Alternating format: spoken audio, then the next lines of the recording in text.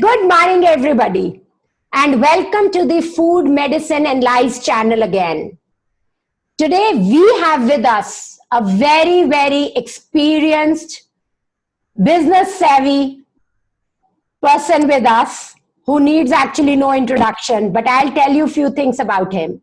We have Mr. Sunil Khurana with us, who brings with himself more than 37 years of experience in health medical devices. And I have known him personally for 25 years. और अगर मुझे एक बात में sum up करना है कि मैं मिस्टर सुनील खुराना को अपनी लाइफ में कैसे देखती हूं, what I will want to say is, if you have any problem and if you go to him, you will get a solution which will work for you. तो आज let's hear from Mr. Khurana on what he has to say for businesses, especially in medical devices in COVID times. Welcome, Mr. Khurana, and thanks for taking out your time. So, how do you see COVID impacting business in medical devices, sir? Thank you so much, Dr. Preeti. And let me first say about the overall healthcare business, and medical device will become a part of that. So if you look at the overall, today we all are talking about the medical professionals who are helping everyone on the COVID side. When this pandemic has come, everybody's looking up to them. So there is a lot of stressful life they all are leading at this point in time. I can understand the challenges they have and how they are trying to manage their home as well as the office, which is their clinic and hospitals. So it's a difficult time, there is no doubt about it. And when it is a healthcare delivery side, which is the hospitals and nursing homes and clinics, we form a very important part of that whole activity, because without medical devices, you will not be able to perform many things. So that is where medical devices is a lot of role. Now, when it comes to a medical device is a very, very big business. And globally, this is something like 600 billion. And you'll be surprised that India is only 9 billion. So when we say 9 billion, it means it's only 1.5% of the global business. Whereas India population is something like 15-16%. So that itself shows that India has a great opportunity in this side, and this can multiply. If all the parities are same, we can really do extremely well. So that's the one point. And as the number of beds improves, you will see more and more medical devices coming. Now, medical device is a very generic term. I mean, even a PPE or a normal syringe, suture, even that is treated as a medical device. And when you look at the MRIs and mammographies and CT scanners, all those high-end machines like linear accelerators and all are also medical devices. Right. So we have to actually now segregate and understand that what medical devices we are talking with respect to COVID. Everybody has heard the ventilator now. I don't think that even my father, who's close to 90 years, he was asking me, are you in the ventilator business? Because he has heard a lot about that ventilator is doing extremely well. But ventilator is the last step. I mean, when 1% patient or 1.5% patients who are detected, and out of that detected people, only 1.5% finally will probably end up going to the that product. Before that, there are a lot of products which are being used today. Even your PPEs are doing extremely well now. Even the oxygen generator, the home product oxygen generator is doing extremely good job. Look at the pulse oximeter. There is a huge dip because there is a function of the lung which gets impacted with the COVID. And in that process, the oxygen, if it is not going sufficient through the blood vessels, the overall oxygen saturation dips. Right. And that's a very critical function which happens in the COVID patient. So pulse oximeter is another device, especially the finger pulse at home users is picking up extremely well.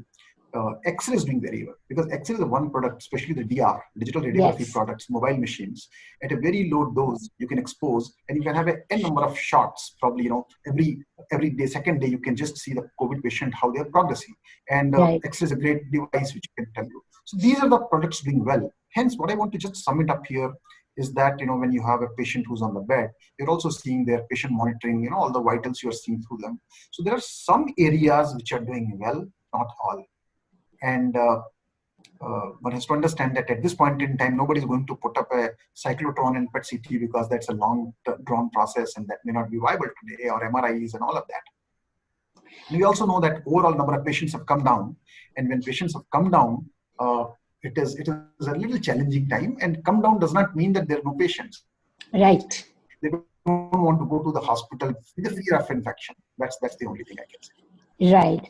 So thank you, Mr. Khurana. And it was an eye-opener knowing that 15-16% of the population, but we only have 1.5% of the market share of devices. Right. So what I am seeing in my practice, sir, is that a lot of patients are coming either with very high sugar levels or very high stress levels. And when I ask them what is the reason of their fear, anxiety, and stress, 90% of the patients have said to me, we don't know how to do business, how to earn enough to be able to pay salaries to our teams. And on the other side, I also was reading a study which MIT did in 2018, which said fake stories travel faster than the true stories. So do you think the environment around us is talking so much fake stories that, like for example, whatever you just said, what I heard was there's an opportunity to innovate and resettle in the new space. So what are your thoughts on this, and what message you will want to give to these people? So generally, if you go to someone and whatever you expect from him or her, if you are okay with that, you don't talk anything. But if you're not happy, that message, negative message, spirals a lot because you tend to react to them. So I feel that we should be calm at this point in time. I mean, we all understand that staying at home is important, and if you're staying at home, your business is taking impact. And there is a challenge for the industries to make the payments of the salaries and all of that. That challenge I fully understand, and that is where employees also understand. It is not that they don't understand, and things will get settled. What I want to tell on a very optimistic side is things are fighters. I mean, we have been living even in a very difficult conditions, and this phase of maybe a couple of months will also get over. Everyone should just stay quiet at this point in time, because by having anxiety, you can only raise those blood sugars and BPs and all of that, and not going to help actually. Right. So we have to just understand it and don't tune too much to the news channel, which is only talking about a lot of challenges around you. And do your other activity at home, be with family. I think that's a better way to look at it. But definitely business are taking some beatings. There is no doubt about it. I run a business and I understand it's the only thing is that how can you cut costs? So some unnecessarily cost is what you need to cut, and be very careful of that. And my view is that not only healthcare, all the industries will come back. I mean, it's just a matter of 1 or 2 more quarters, but that 1 or 2 more quarters is a big, and government to help a lot. So if those helps truly reach, I think those businesses also will get sustained. Great. So I was reading a survey done by Goldman Sachs, Mr. Khurana, which said that 50% of business owners are going through stress, fear, and anxiety. Right? And at the same time, me being a functional medicine practitioner, I keep telling people, you can't pour out of an empty mug.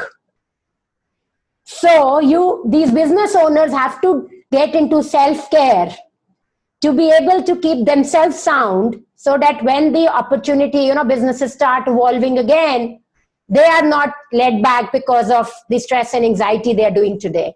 So can you give any 3 important messages for business owners from your experience in which they can pass this next 1 or 2 quarters in a more sane and a peaceful state rather than a very extremist, stressful, fear-oriented state? Yeah. So see, what most people are doing in their business. Now look at each business. You have people there. Business is not without people, right? You have people there. So best utilization of people is today to raise their capability or competency. So this is a one area through digital means a lot of people are doing, and they are imparting a continuous trainings and messagings and all of that. And what I generally say that there are levels: L1, L2, L3, L4, L5. different functions have a different mechanisms. Let's take some starting guys at L1 and someone who's really thorough expert at the R&D level is at L5, and you want your team to be somewhere in the range of L3, L4, depending on their experience. So invest this time to raise the capability, because in our kind of method that we all the time keep running the business, don't focus on these people. So this is a one good opportunity. Second is that, start trying to understand. A lot of webinars are happening, a lot of activities are happening, and you will get to know from many other your counterparts from the different industries what best practices they are doing. And there are many best practices they are doing which you can copy based on the type of industry you are in. So that's the second way. And third is that as a healthcare professional engaged into this space, I want to say that if you are not healthy and if you are not staying with the cool mind at this point in time, at the right time, you will not be able to react. So as the leaders, as the business owners, you got to take care of your health and stay tuned. That is what I can only say. This is the most deadliest thing happening at this point in time in the world. Nobody has ever witnessed this kind of thing. And what we know that, something happened 100 years, those details as much as it is today. But this also will be addressed. Maybe a question of couple of more months to get the vaccination. The moment vaccination is achieved, suddenly there will be a huge comfort all over, and then people will completely, forget it. But for a year to year time, this is going to stay, that we have to accept it and reduce your cost. For the businesses, most important is reduce your unnecessarily cost and carry on. And government and other bodies are there to help you and support. So well said, Mr. Khurana. And what I understand is that work on your employees, work on yourself, and just flow with the flow. तो मुझे एक coat याद आ रही है, मन के हारे हार है, मन के जीते जीत. And I think this sounds so apt here, that if we can just use these three principles which we have said, I'm sure we will come out in flying colors in the next 6 months or a year or whatever time it takes for us to come out of this situation. Let me give you one more area which most businessmen should now also focus is that there is a huge dependency because of the, what China has achieved in last probably 3 decades. Amazing. And most businesses are dependent on them. Right. This is a time when Government of India is trying to focus a lot on Make in India. So these businessmen of different segment and different areas must now look at how can they make India more as Atmanirbhar or self-sufficient, which is what RPN is telling. And these plannings at this point in time, when you are at home and you are connected with your senior leadership and consultants, so that's another area. If it is being done, we should aim that in next 5 to 10 years, Make in India becomes really a big deal here. Because unless you have that wave, I mean, look at 20-25 years back, there was a big wave of IT services. Yes. Now, IT services type of wave can be there now in India on the manufacturing side. I mean, no country can do very well unless you are making a lot of stuff within the country. We should aim that 70-80% dependency in each territory we build within India. And that is my hope. The way government wants to now accelerate the R&D investments, government is trying to give a lot of different loans. And almost all the ministries are working in that side. Of course, more so in the healthcare, because healthcare is a need today, but all other functions can do extremely well. So that's another area which I want business leaders to really aim. Even Diwali days, even our Ganesh Lakshmi also comes from China. Can you believe it? Right. Even those diyas comes from China, or electrical bulbs also comes from China. Why should it be? We need to build every area. And that itself is going to help India and our economy a lot. So thank you so much, Preeti. It was Thank wonderful. you. And this was wonderful, Mr. Khurana. Thanks for being with us online. Thank you.